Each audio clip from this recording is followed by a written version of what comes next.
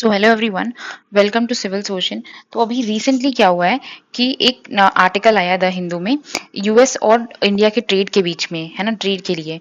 सो उसको हम समझते हैं कि वो क्या है। ठीक है, सो स्टार्ट करते हैं। अभी के लिए ये जो डील है ना, वो अटकी हुई है बेसिकली दोनों कंट्रीज के बीच में।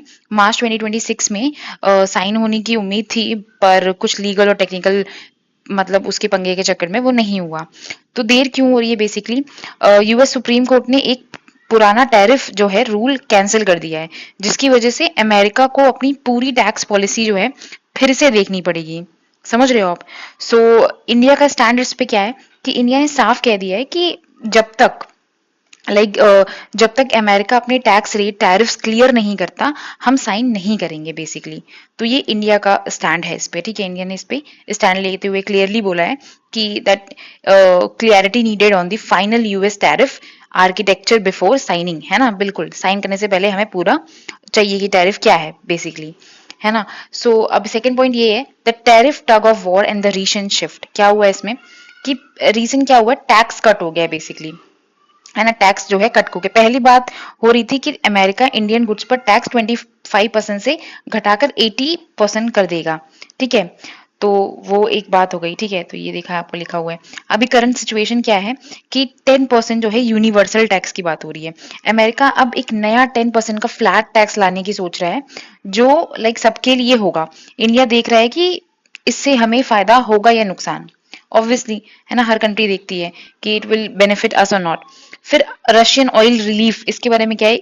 ये एक बड़ी अच्छी खबर है कि अमेरिका ने वो 25% लाइक एक्स्ट्रा टैक्स हटा दिया है जो रशियन ऑयल वाला था।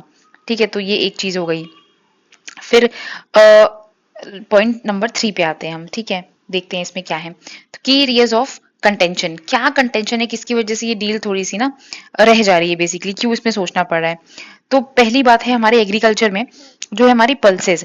तो अमेरिका चाहता है कि उनकी दालें जो हैं इंडिया में सस्ती बिके बेसिकली, पर इंडिया अपने फार्मर्स को बचाने के लिए उन पर ज्यादा टैक्स रखना चाहता है। समझो इस बात को। ऑब्वियसली कोई भी कंट्री रहेगी तो, बट यूएस क्या चाहता है? यूएस वांट्स मार्केट एक्सेस, और इंडिया क्या कर रहा है? वही अपना डोमेस्टिक फार्मर्स को प्रोटेक्ट कर रहा है, टैरिफ्स कट कर रहा है बेसिकली। फिर आता है हमारा ई कॉमर्स और डिजिटल ट्रेड। तो इसमें क्या है, इंडिया चाहता है कि डिजिटल चीजें जैसे कि सॉफ्टवेयर या ऐप डाउनलोड्स पर टैक्स लगाने का ऑप्शन रहे, पर अमेरिका इसे हमेशा के लिए फ्री रखना चाहता है। तो ये एक कंटेंशन वाला इशू है इन दोनों के बीच में, डील के बीच में बेसिकली, है ना, ट्रेड रिलेशन के बीच में इनके। फिर आता है स्पीड की बात। तो अमेरिका चाहता है कि इंडिया जल्दी से अपना टैक्स कम करे, पर इंडिया थोड़ा स्लो चलना चाहता है ताकि लोकल कंपनीज को झटका ना लगे, मतलब उनको एक शॉक ना लगे बेसिकली, जो कंपनीज हमारे यहाँ काम कर रही है। तो ये है। अब हमारा चौथा पॉइंट ये आता है कि ट्रेड स्टैटिस्टिक और इकोनॉमिक इम्पैक्ट का क्या बात है। तो नंबर वन है ना, नंबर वन पार्टनर है अमेरिका, अभी भी इंडिया का सबसे बड़ा ट्रेडिंग पार्टनर है। ये हमको पता होना चाहिए, विथ 131.84 बिलियन डॉलर्स। वेरी, तो US remains the largest partner for the fourth year, है ना। तो ये भी इंपॉर्टेंट है एक। फिर आता है जो एक्सपोर्ट ग्रोथ की बात हो रही है, पिछले साल के मुकाबले इंडिया का एक्सपोर्ट जो है वो 11.6% बढ़ा है। तो ये भी इंपॉर्टेंट है ना, हमारा जो एक्सपोर्ट ग्रोथ है वो 11.6% बढ़ा है, तो अच्छी बात है। फायदा हमारा जो है वो ट्रेड प्लस जो है, ट्रेड प्लस हमारे यूएस के साथ क्या क्या हो रहा है, किसमें हो रहा है? इंडिया अमेरिका को बचाता है ज्यादा, और वहां से खरीदता कम है, इसलिए हमें 41 बिलियन डॉलर का जो है प्रॉफिट हो रहा है। तो हम ट्रेड सरप्लस चल रहे हैं यूएसए के साथ, है ना। इंडिया एक्सपोर्ट टू यूएसए, ये आपको बताना चाहिए। तो क्या टॉप इंडियन एक्सपोर्ट्स हैं तो यूएस? फार्मा, ड्रग्स, है ना, टेलीकॉम, स्मार्टफोन्स, ये सब हैं। फिर प्रीशियस स्टोन्स जो है वो इंपॉर्टेंट है। तो हमारा ये टॉप ट्रेडिंग वाला भी है एक्सपोर्ट। ठीक है, सिर्फ ईयर्स के नहीं है हमारा ये टॉप, ये मतलब मुझे लगता है ये सीक्वेंस भी सेम ही है। तो आप इसको याद कर लिएगा, फार्मा, ड्रग, टेलीकॉम, स्मार्टफोन और प्रेशियस स्टोन। तो याद रख लेना ये, ठीक है, इजी है, इंपॉर्टेंट है। हमारा पांचवा पॉइंट क्या आता है कि कुछ स्पेसिफिक जो चीजें हैं, मतलब जो हमारे लिए विनर्स हैं, है ना। तो इलेक्ट्रॉनिक स्मार्टफोन, इन सेक्टर में 237% बूम हुआ है, और धमाकेदार ग्रोथ हुई है बेसिकली। आईफोन्स और बाकी गैजेट्स को का एक्सपोर्ट टॉप पर है।